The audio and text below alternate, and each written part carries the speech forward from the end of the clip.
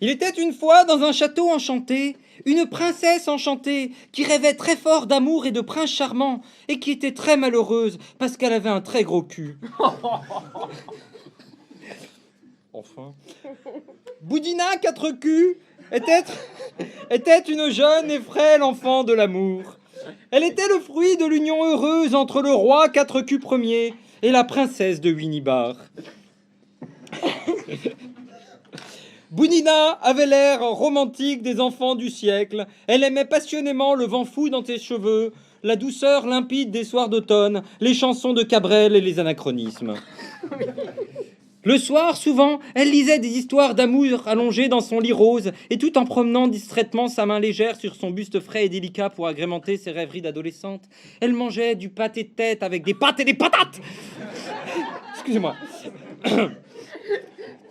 Parfois, quand l'ivresse du sentiment dépassait ce que son petit cœur pouvait soutenir, elle refermait son livre en mettant un bout de rognon comme marque-page, puis dégustait quelques chips au bacon qu'elle trempait dans du saindoux avant de dissoudre tout ça dans un Coca Light et d'expulser les surplus en rotant bruyamment, ce qui projetait alentour moult petits morceaux gluants et jaune gras dont la texture contrastait singulièrement avec les miettes triangulaires et piquantes qui parsemaient ses draps. Alors, elle reprenait sa lecture en portant à sa bouche son petit doigt dont elle suçotait la dernière phalange, comme pour nettoyer les restes de viande faisandée piégés sous son ongle de princesse. Comme elle était rêveuse, tout en terminant une boîte de cassoulet franc entamée qu'elle venait de retrouver sous son lit, elle imaginait qu'un beau prince forçait la porte de sa chambre pour l'emmener sur son cheval blanc. Et tout en flatulant gras dans la soie fine de sa culotte collante, elle s'endormait le cœur battant et la fesse tremblante. C'était un dimanche soir comme les autres. Les étoiles dansaient dans le ciel et la nuit tombait sur les cons. Il pleuvait fort au dehors et l'eau s'abattait sur les plaines comme la misère sur les pauvres, le célibat sur les roux ou les clichés douteux sur cette chronique. C'est dire si ce liquide venu d'on ne sait où s'abattait en éclaboussant des gens qui n'avaient rien demandé, ce qui est un peu l'inverse de la corruption politique ou d'un gangbang quand on y pense. Boudina dormait paisiblement alité parmi des emballages de barres chocolatées, quand tout à coup, la porte de son donjon s'ouvrit en un immense fracas et un beau garçon aux dents blanches apparut. Non, mais c'est pas dans le texte. Non, mais c'était février. Oui. À son sourire d'agent immobilier et son air con, elle sut tout de suite que c'était un prince charmant. C'est surtout qu'il avait monté les 10 étages de l'escalier en colimaçon avec son cheval blanc, et ça, c'est des signes qui ne trompent pas. Surtout quand on sait qu'un cheval, ça, c'est pas bien descendre des escaliers. « Viens, mamie !» lui dit le beau cavalier. « Je suis le prince de Quatre Verges. Mais tout le monde m'appelle le demi-octet dans le milieu. Ouais. Nous étions faits pour nous rencontrer, et je suis venu pour t'épouser et te faire beaucoup d'enfants. Mais si tu veux, on n'est pas obligé de le faire dans cet ordre. » Alors, comme elle n'en croyait pas ses yeux ni ses oreilles, elle se servit un verre de rouge au cubi qu'elle avait sur sa table de nuit et en proposa au prince. « Tu veux un canon ?» lui demanda-t-elle. « Bah non, répondit le prince, sinon j'aurais choisi quelqu'un d'autre que toi. » « Et ça te dit pas qu'on fasse connaissance avant que tu m'épouses comme un infâme suppôt du patriarcat ?» demanda la princesse en déboutonnant sa nuisette. « Pourquoi pas ?» répondit le prince en cherchant dans sa besace des préservatifs spécial mariage et eurent beaucoup d'enfants. « Après tout, ce qui est fait n'est plus à faire !» dit-il avec pertinence, car il était sorti major de l'école de pléonasmie à Gif-sur-Yvette, juste à côté d'Emmanuel sur Brigitte.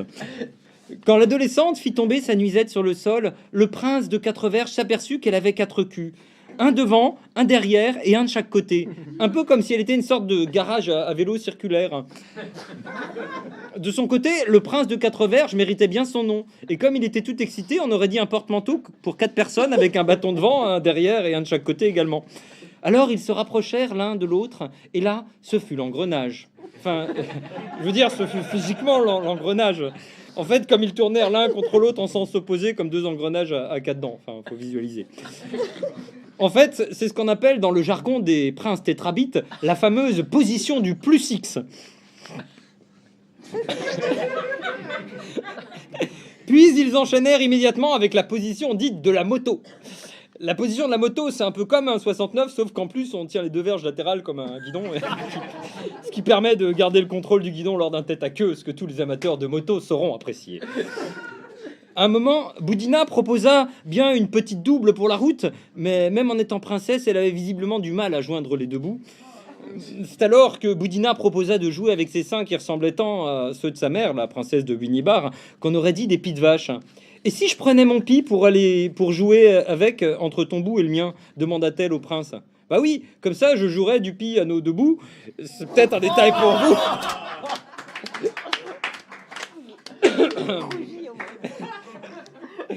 On dit de l'a pas compris, on te le dira, vraiment. La vie, c'est pas facile. Mais alors qu'elle se demandait si elle avait pas fait un jeu de mots pourri. Ce fut bientôt l'apothéose avec la fameuse quadruple bifle rotative à jet synchronisé.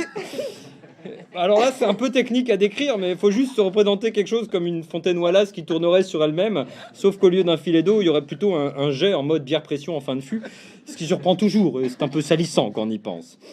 Alors, heureuse, demanda Quatre Verges à Quatre Culs. La frêle adolescente s'acquiesa, car elle savait que l'immensité du champ de préoccupation du plaisir féminin chez son prince devait tenir dans ses 4 bits, soit un demi-octet, ce qui fait pas beaucoup quand on y pense.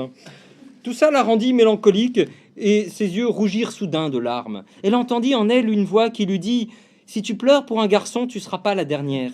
Souvent, les chevaux sont bien plus affectueux. » Et profitant du sommeil de son prince, elle repartit avec le cheval, sans même avoir besoin d'un monstre finisseur d'histoire. Vive l'amour et merci à vous!